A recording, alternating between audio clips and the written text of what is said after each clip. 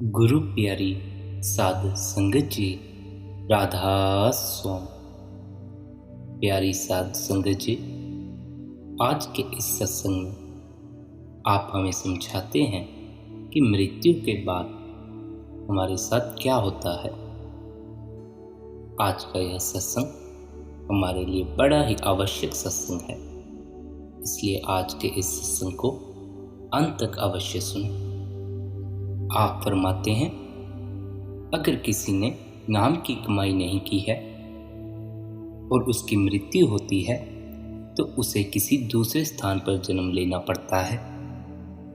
इसे ही पुनर्जन्म भी कहा जाता है। और मृत्यु के साथ ही मनुष्य के कर्म का लेखा जोखा उसके साथ जाता है। आमतौर पर लोग यह बात नहीं जानते या फिर इसकी ओर ध्यान ही नहीं देते। अधिकांश लोगों के लिए मृत्यु घने अंधकार में कूदने के समान है। उन्हें इसकी कोई जानकारी नहीं होती कि वे कहाँ जा रहे हैं या मृत्यु के बाद उनके साथ क्या होने वाला है। परंतु सद्गुरु को पूरा ज्ञान है कि मृत्यु के बाद हर एक के साथ क्या होने वाला है। सद्गुरु यह भी जानते हैं कि मृत्यु के बाद हर कोई अपने कर्मों का लेखा जोखा अपने साथ लेकर जाता है। कभी ना कभी इस लेखे जोखे का निपटारा करना है। इसलिए यदि मृत्यु से पहले उनके लेखे का निपटारा नहीं होता तो सीधी सी बात है कि मनुष्य को निपटारे के लिए इस दुनिया में फिर से आना पड़ेगा। कोई भी आत्मा कर्मों के इस हिसाब किताब से तब तक मुक्त नहीं हो सकती जब तक इसका पूरा भुगतान नहीं हो जाता। प्रत्येक कारण शरीर में इंसान के कर्मों का बीज होता है। यह एक प्रामाणिक लेखा है जिसका हिसाब रखने में कभी गलती नहीं होती। इंसान इसे न पीछे छोड़ सकता है और ना ही इसे छिपा सकता है। वह जहां भी जाता है कुत्ते की दुम की तरह उसका हिसाब किताब उसके पीछे पीछे जाता है। ये कर्म वास्तव में जीव का अटूट अंश है। वह जहां भी जाएगा उसे उनका सम्मान करना पड़ेगा और उनका भुगतान भी करना पड़ेगा। कुदरत का यह नियम उतना ही अटल है जितना ग्रहों का अपने कक्ष में घूमना। आप फरमाते हैं, मौत के बाद जब आत्मा सूक्ष्म जगत में पहुंचती है तो उसे धर्मराज के सामने पेश किया जाता है। धर्मराज का न्याय अटल है। उसे रिश्वत नहीं दी जा सकती और ना ही उसके सामने हिसाब किताब को झुठलाया जा सकता है। वहां मनुष्य को हर बात के लिए उत्तर देना होता है और पूरा हिसाब भी देना पड़ता है। यदि वह उस कचहरी में अपने आप को कंगाल पाता है और उसका ऋण भारी होता है तो उसे एक और जन्म दिया जाता है जहां वह अपने कर्मों का भुगतान कर सकता है। यह ईश्वरीय न्याय है जिसमें दया का भाव भी समाया हुआ है। यदि उस इंसान के कर्मों का लेखा जोखा बहुत भारी है तो उसकी अंतर आत्मा पर यह छाप डालने के लिए कि अपराध से कुछ लाभ नहीं होता, उसे इलाज के तौर पर दंड भी भुगतना पड़ता है। तब उसे सुधार के लिए एक और अवसर दिया जाता है। आने वाले जन्म या जन्मों में भले ही उसे भोगा हुआ दंड याद ना रहे, परंतु उस दंड का प्रभाव उसके अवचेतन मन पर ऐसी अमिट छाप डाल देता है कि अगले जन्म में वह उस वस्तु से स्वाभाविक रूप से घृणा करेगा जिसने उसे इतनी पीड़ा पहुंचाई थी। इसलिए वह उससे दूर ही रहेगा। जन्मजात संस्कार ही जीव की घृणा पसंद नापसंद का कारण है। आगे आप कहते हैं, अगर मनुष्य का जीवन अच्छे कर्मों, करुणा और प्रेम से भरपूर रहा है तो उसे स्वर्ग, वैकुंठ या किसी दूसरे आनंदमय वातावरण में भेजा जाता है। आप उसे किसी भी नाम से पुकार सकते हैं, जहां वह अपने कर्मों के फल का आनंद भुगतता है। चाहे कुछ भी हो जाए, हर स्थिति में कर्मों के फल का भुगतान करना पड़ता है। उसे बिल्कुल वही मिलता है जो उसने कमाया है, उसके अलावा और कुछ नहीं मिलता। याद रहे कि कर्म अच्छे और बुरे दोनों प्रकार के होते हैं। यदि कोई अच्छे कर्म कमाता है, उसे अच्छा फल ही मिलेगा। इस नियम का कोई उल्लंघन नहीं हो सकता। जब सूक्ष्म मंडल पर किसी के कर्मों का हिसाब किताब पूरा हो जाता है, तो समय आने पर उस आत्मा को पृथ्वी पर नया जन्म मिलता है। यह नया जन्म और इसकी पूरी योजना उसके अच्छे और बुरे कर्मों के अनुसार तय की जाती है। इसलिए फिर एक बार उसे वही मिलता है जो उसने अपने आप कमाया है। लेकिन अब उसके पास अपने कर्म सुधारने का एक और अवसर होता है। एक पुरानी कहावत है कि भगवान के घर देर है मगर अंधेर नहीं, यानी अपने कर्मों से कोई नहीं बच सकता। भले ही कर्मों का हिसाब किताब चुकाने में देर हो जाए। आप फरमाते हैं, हर किसी को अपने द्वारा बोए गए बीज की फसल काटने संसारिक जीवन में आना ही पड़ेगा। भुगतान करने के लिए वैसे ही हालात पैदा हो जाते हैं ताकि पूरा न्याय हो सके। यह जन्म इसलिए दिया जाता है ताकि इंसान को अपने कर्म सुधारने का अवसर मिले और अंत में वह जन्म और मृत्यु के चक्कर से मुक्त हो सके। यह छुटकारा कभी नहीं मिल सकता जब तक उसके अच्छे कर्मों का भंडार बुरे कर्मों से अधिक नहीं हो जाता और उसका मिलाप एक देहधारी सद्गुरु से नहीं होता, क्योंकि अच्छे कर्मों का यही सर्वोत्तम पुरस्कार है जो कि इंसान को अंत में संघर्ष के इस अखाड़े से, कर्म सिद्धांत के शासन से परे ले जाते हैं। यह परमपिता का लक्ष्य है। वास्तव में यह एक बड़ी देर के बाद होने वाला वह दिव्य उत्सव है जिसकी ओर सारी सृष्टि बढ़ रही है। जन्म मृत्यु के चक्कर से आत्मा की मुक्ति तथा उसका कर्मों की पहुंच से परे निजकर में वापस जाना ही मनुष्य जन्म का लक्ष्य है। सतगुरु उच्च मंडलों से सृष्टि में हो रहे जीवन के इस नाटक को देखते हैं। वे जानते हैं कि मनुष्य को इस संसार में फिर से लौटना होगा। इस सर्वव्यापक नियम की मांग को पूरा करने के लिए मनुष्य यहाँ बार बार आता है। इसी नियम से जन्म मरण का चक्कर बनता है, जिसे हम पुनर्जन्म या आवागमन का चक्कर कहते हैं। आगे आप कहते हैं, जब प्रारब्ध कर्म समाप्त हो जाते हैं तब हर एक को यह कर्मभूमि छोड़नी होती है। इसी नियम के अधीन हर जीव आत्मा अस्थायी तौर पर किसी उच्च मंडल पर निवास करती है और वहां अपने कर्मों के भुगतान के बाद उस मंडल को छोड़कर उसे फिर से इस नीचे मायामय जगत में नया जन्म लेना पड़ता है। इसी कर्म के नियम के अनुसार उसके नए जीवन का समय, स्थिति और माता पिता निर्धारित होते हैं। उच्च मंडलों में प्राप्त हुए अनुभव के अतिरिक्त उसे नए जीवन में वही मिलता है जो उसने यहाँ अर्जित किया है। ऐसा नहीं है कि मनुष्य को कर्मों का भुगतान 2 बार करना पड़ता है। कुछ कर्मों का भुगतान सूक्ष्म मंडलों में हो जाता है और जिसका भुगतान नहीं हुआ होता उनका फल उसे अपने नए जन्म में भोगना होता है। उसे एक नया शरीर मिलता है। धीरे धीरे वह इस पृथ्वी पर अपने नए जीवन के प्रति सचेत होता है। इस नए जीवन में मनुष्य बहुत से पूर्व कर्मों का भुगतान करने के साथ साथ नए कर्म भी इकट्ठे करता है। आप फरमाते हैं, एक और बड़ी दिलचस्प बात है कि जिस प्रकार बच्चा नया जीवन पाकर अपने कर्मों का भुगतान करता है, उसी प्रकार माता पिता भी अपने कर्मों का भुगतान करते हैं। कर्म तथा फल के सिद्धांत की यह व्यवस्था इतनी सटीक है कि सभी संबंधित व्यक्ति बिल्कुल सही समय पर मिलते हैं ताकि वे अपने अपने कर्मों का भुगतान कर सकें।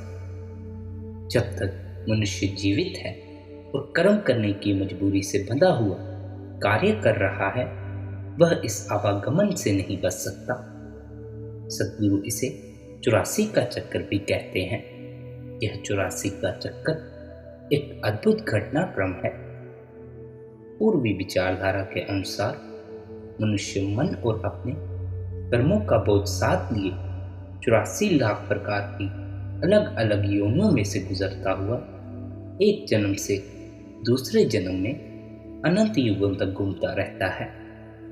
पूर्व के धर्म ग्रंथों में बताया गया है कि इस संसार में लगभग 84 लाख प्रकार की अलग अलग योनियां हैं, जिनमें लाखों प्रकार के वृक्ष, कीड़े पतंगे, पक्षी, पानी के जीव, पशु, भूत प्रेत, देवी देवता, इंसान आदि हैं।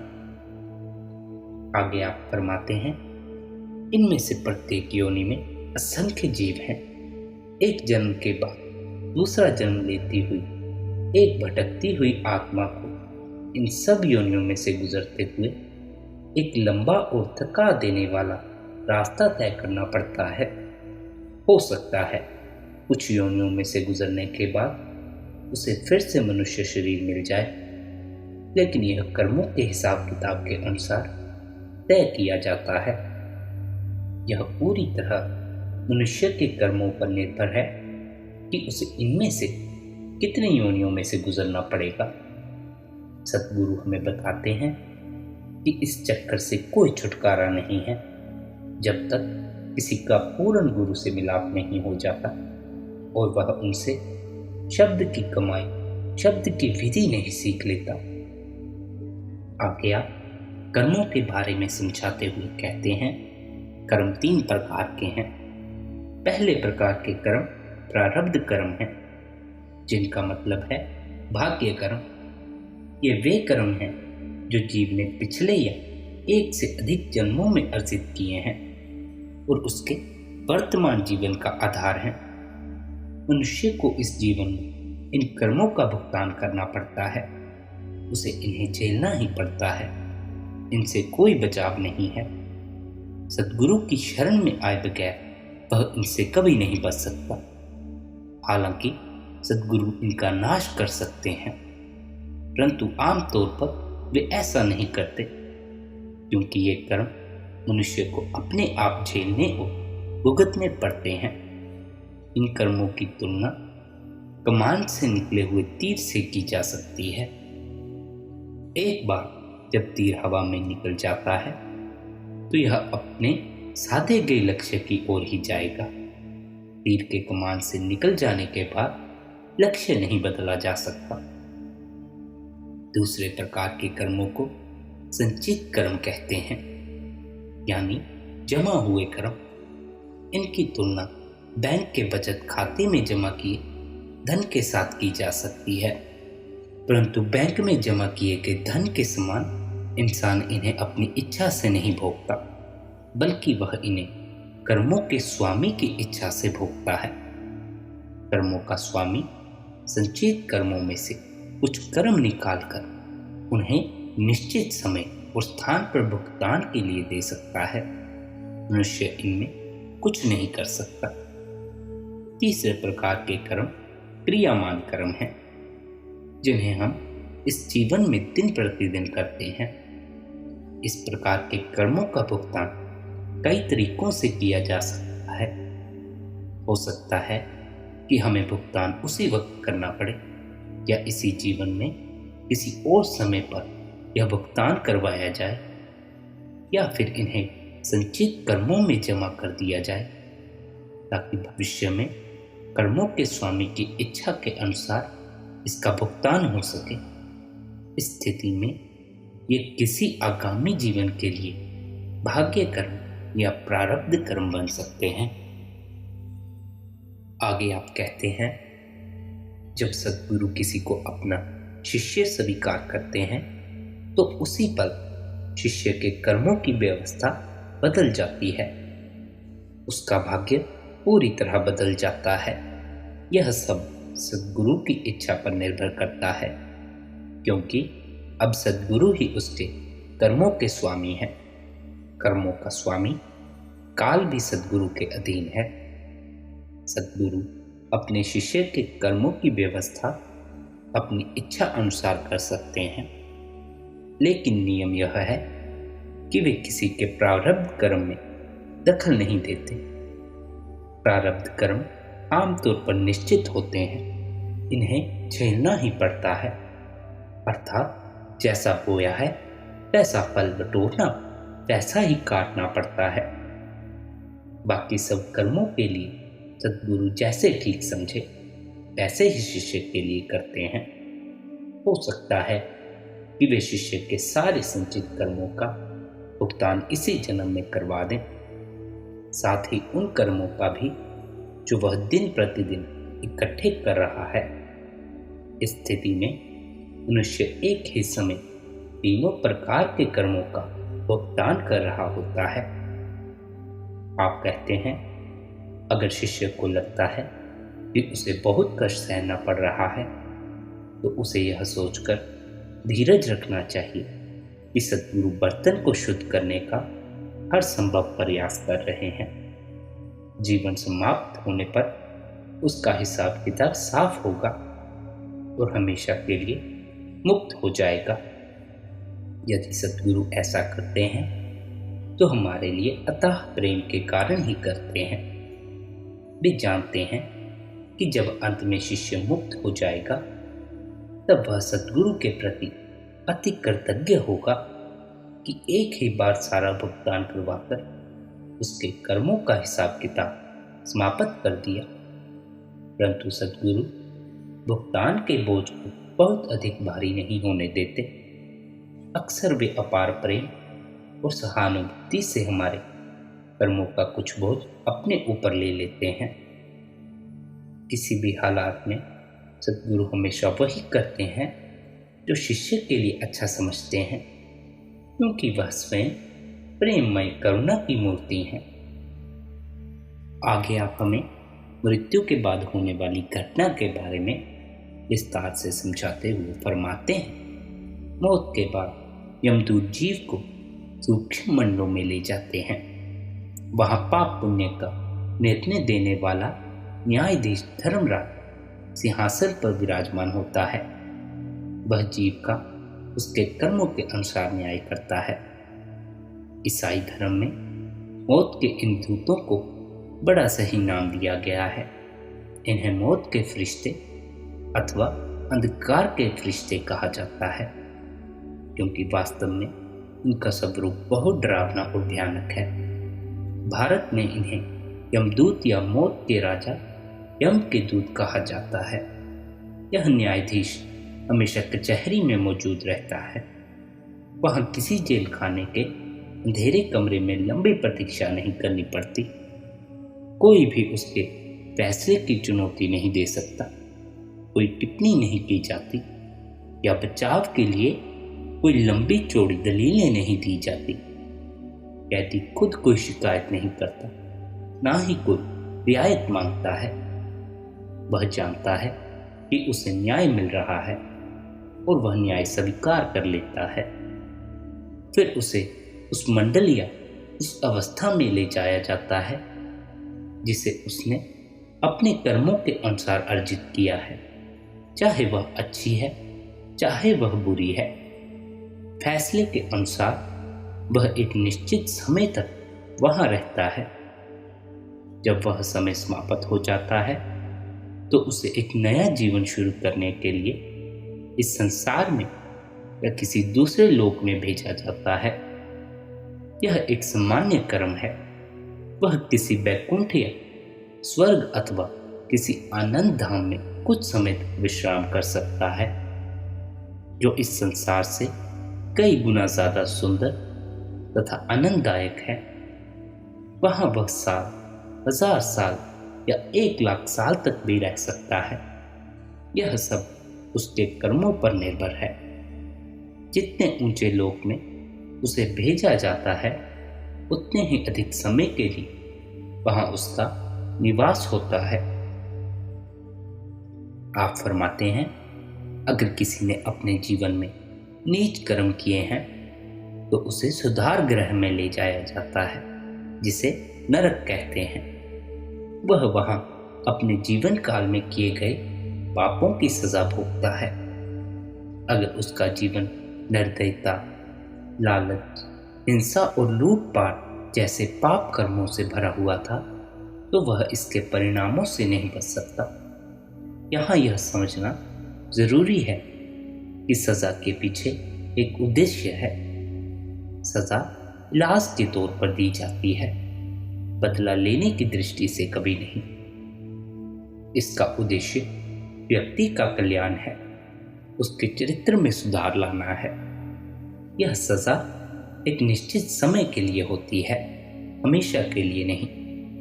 लेकिन यह कर्म सिद्धांत का अटल नियम है कि हर जीव को उसके कर्मों के अनुसार ही सजा मिलती है, और उतनी ही सजा मिलती है जो उसके मन पर छाप डाल दे कि अपराध और गुनाह से कोई लाभ नहीं होता। आप कहते हैं, बुरी प्रवृत्ति वाले लोगों को जो दुराचार पूर्ण जीवन बिताकर मृत्यु को प्राप्त हुए, उन्हें नरक में भेजा जाता है। उन मंडलों में सभी जीवात्माओं को अपने कर्मों का उचित फल मिलता है। उनके बचाव की वहां कोई गुंजाइश नहीं है। इन नरकों में या इन सुधार ग्रहों में उनके कर्मों के अनुसार यातना या भोज कम या ज्यादा हो सकता है। और अगर इन सब से बचाव करना है, इसका हल करना है, तो केवल सद्गुरु के पास ही उचित हल है। वे जानते हैं कि सभी जीव आत्माओं को अगले जन्म में वही मिलेगा जो उन्होंने अर्जित किया है, और उन्हें अपने कर्मों के कर्ज का भुगतान करना ही होगा। अगर उनके मन बुराई से भरे हुए हैं, तो किसी न किसी तरीके से उस बुराई का नाश करना ही होगा। वह प्रेम स्वरूप परमात्मा पाप कर्म करने वाली जीव आत्मा को बड़े प्रेम से सुधारने का, उसके मन को निर्मल करने का और उसे ऊंचे मंडलों में ले जाने का प्रबंध करता है। इलाज के तौर पर दी जाने वाली दवा और अनुशासन में रखकर दी जाने वाली सजा उस जीव आत्मा की ट्रेनिंग है। फिर यह सुधार अन्य किसी तरीके से नहीं किया जा सकता, क्योंकि अपने आचरण के सुधार के बाद जीव बुरी प्रवृत्तियों से पुनः प्रभावित नहीं होता। इसलिए जब जीव की ट्रेनिंग और अनुशासन का समय पूरा हो जाता है, तो उच्च मंडलों पर जाने की तैयारी शुरू कर सकता है। आप फरमाते हैं, कोई व्यक्ति जब अपना अगला जीवन आरंभ करता है, वह सजा द्वारा अनुशासित और विनम्र हो चुका होता है। उसका झुकाव दया और अच्छे कर्मों की ओर होता है। उसे अच्छे कर्म करने का मौका मिलता है। ट्रेनिंग के उन खंडों में निराशा या मृत्यु जैसा कुछ नहीं है, क्योंकि इस सजा या दंड में दया भाव और अथाह प्रेम भी है। वह दंड अपने हित के लिए भोगता है। यदि वह दंड का अधिकारी न होता, तो उसे कभी दंड नहीं दिया जाता। वह परम पिता पाप कर्म करने वाली जीवात्मा का साथ कभी नहीं छोड़ता, यहाँ तक कि उसके बुरे समय में भी नहीं। आप कहते हैं, सूक्ष्म मंडलों में जब जीव के सुधार का समय समाप्त हो जाता है, तो उसे अपने कर्मों का बोझ समाप्त करने के लिए इस पृथ्वी पर किसी निचले स्तर के जीवन में फिर से जन्म लेना पड़ता है। अगर उसने अपना जीवन बहुत नीच, दुराचारपूर्ण और निंदनीय पाप कर्म करते हुए बिताया था, तो उसे सख्ती से अनुशासित और विनम्र करने के लिए किसी पशु योनि में भेजा जा सकता है, जहां यह पूरी तरह अपमानित होता है और सजा भुगतता है। लेकिन किसी भी स्थिति में उस आत्मा की ज्योति, अनंत प्रकाश की छोटी सी चिंगारी कभी नहीं बुझती। यह ज्योति कुछ देर के लिए छिप जाती है या कम हो जाती है। एक पशु के मस्तिष्क के अनुरूप मन का दायरा भी छोटा हो जाता है। जब वह फिर से मनुष्य योनि में आता है तो मन स्वाभाविक रूप से नए मस्तिष्क के अनुरूप फैल जाता है। हम कह सकते हैं कि पशु के मस्तिष्क में सीमित हुआ मन अंधकार से भर जाता है, कैद हो जाता है और इसका प्रकाश कम हो जाता है। शरीर धारण करने पर जीवन के सामान्य कार्य व्यवहार के लिए जीवात्मा को ब्रह्मांडी मन से लिए गए मन के अंश की जरूरत होती है। अपने कर्मों की संपूर्ण यात्रा के दौरान जीवात्मा के साथ वही मन रहता है, लेकिन हर शरीर में आवश्यकता के अनुसार यह अपने आप को ढाल लेता है। जैसे एक कुत्ते के मस्तिष्क में मन सिकुड़कर सीमित हो जाता है। यह ऐसी सीमाओं में बन जाता है कि फिर अपनी पूरी शक्ति से कार्य नहीं कर पाता। लेकिन जैसे ही इसे मनुष्य शरीर प्राप्त होता है, इसकी कार्य क्षमता अपने आप मनुष्य शरीर के अनुसार बढ़ जाती है। मनुष्य का मन मस्तिष्क की तंग सीमाओं से मुक्त हो जाता है और उच्च मंडलों पर कार्यशील होने के लिए इसकी पूरी शक्तियों का विकास हो जाता है। आगे सवाल पैदा हुआ कि जब कोई व्यक्ति दूसरे का अन्याय झेलता है तो इसका क्या कारण है, जिस पर आप जवाब देते हैं कि निर्दोष व्यक्ति द्वारा किसी दूसरे का अन्याय झेलने जैसी कोई बात नहीं होती। ऐसा केवल दिखाई देता है कि किसी निर्दोष व्यक्ति के साथ अन्याय हो रहा है, क्योंकि हम पूरे नाटक को नहीं देख सकते। हम केवल अलग अलग दृश्यों को देखते हैं, अलग अलग घटनाएं देखते हैं जिनके अंश एक दूसरे से जुड़े हुए नहीं लगते। आप कहते हैं कि इस बात को भूले नहीं। याद रखें कि कर्म का यह नियम सर्वव्यापी है। हर जीव को वही मिलता है जो उसने अर्जित किया है, न कुछ अधिक और न ही कुछ कम।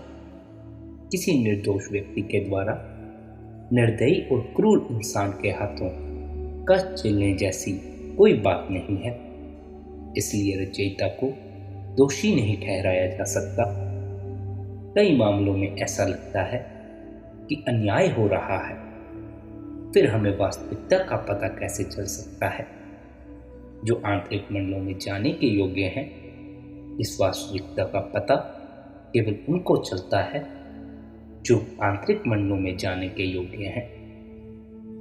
आगे आप कहते हैं, अगर इस जन्म में नहीं तो किसी पूर्व जन्म में उस निर्दोष व्यक्ति ने ऐसा कुछ किया होगा जिसका फल वह अब भुगत रहा है। अगर उसने यह अर्जित न किया होता तो उसे भुगतना भी नहीं पड़ता। यह असंभव है कि बिना कारण कोई अन्याय सहता रहे। हालांकि अक्सर ऐसा लगता है कि किसी को घोर अन्याय झेलना पड़ रहा है, परंतु जैसा कि पहले कहा जा चुका है कि हम पूरे नाटक के एक हिस्से को ही देख पाते हैं। जो कुछ भी किसी को मिलता है उसने अपने कई जन्मों की लंबी यात्रा के दौरान कभी न कभी उसे अर्जित किया होता है। जब ऐसा लगता है कि कोई किसी के साथ अन्याय कर रहा है, या यूं कहें कि वह हर दृष्टि से अन्याय ही नजर आता है, तो याद रखें कि अन्याय झेलने वाले ने कभी कोई ऐसा कर्म अवश्य किया होगा। फिर भी यह तथ्य उस व्यक्ति को कर्म से मुक्त नहीं कर देता जो अन्याय कर रहा है। वह व्यक्ति भी दोषी कहलाता है, हालांकि वह दूसरे को उसके किए का दंड दे रहा है। फिर भी उसे उस कर्म से मुक्त नहीं किया जा सकता। माना कि वह आंख के बदले आंख के नियम का पालन कर रहा था, फिर भी उसे प्रेम और दया से काम लेना चाहिए था। यदि वह ऐसा करता तो वह स्वयं अपने अच्छे कर्म का भागी बन जाता, परंतु ऐसा न करके उसके कर्ज का बोझ और बढ़ जाएगा, जो उसे किसी और समय चुकाना होगा। आगे आप फरमाते हैं, ऐसा हो सकता है कि जो व्यक्ति अन्याय कर रहा है उसने किसी पिछले जन्म में कष्ट झेला हो, वह उसी के बदले में कोई अन्यायपूर्ण कार्य कर रहा है, परंतु हमारे सीमित दृष्टिकोण के कारण ऐसे लेन देन बहुत जटिल प्रतीत होते हैं। परंतु बुराई का बदला अच्छाई से दिया जाए, जो अंत में भला ही होता है। किसी भी स्थिति में किसी व्यक्ति का दूसरे को चोट पहुंचाना उचित नहीं कहा जा सकता, चाहे दूसरे ने कभी उसे चोट पहुंचाई भी हो। किसी भी दशा में बुराई का बदला बुराई से देना उचित नहीं हो सकता। बुराई करने वाले को हर हालत में अपने बुरे आचरण के लिए कष्ट झेलना पड़ेगा, चाहे वह कष्ट किसी घटना द्वारा ही क्यों ना आए, जैसे कि तूफान या रेल दुर्घटना द्वारा, जिसके लिए कोई व्यक्ति जिम्मेदार नहीं होता। तूफान के कारण उस व्यक्ति का घर नष्ट हो सकता है और वह पूरी तरह घायल हो सकता है। कर्मों का बोझ कई बार इस तरीके से भी चुकाया जाता है। आखिर में आप फरमाते हैं, बुरे कर्म की नैतिक जिम्मेदारी इसलिए कम नहीं होती कि इससे पीड़ित व्यक्ति ने अपने किसी पिछले जन्म में ऐसा बुरा प्रारब्ध अर्जित किया था जिसका उसे अब ज्ञान नहीं है। याद रहे कि कर्मों के भुगतान का समय जरूर आएगा और यह समय आमतौर पर अनजाने में ही आ जाता है। दोनों पक्ष इसके प्रति सचेत नहीं होते। जिसकी आंतरिक दृष्टि खुली है वही इसे देख सकता है। कर्मों के सिद्धांत से बचने का केवल एक तरीका है, वह तरीका है अपनी लिप को, अपनी आत्मा को उस शब्द धुन, उस नाम, उस अनहद नाद से जोड़ना। राधा स्वामी जी।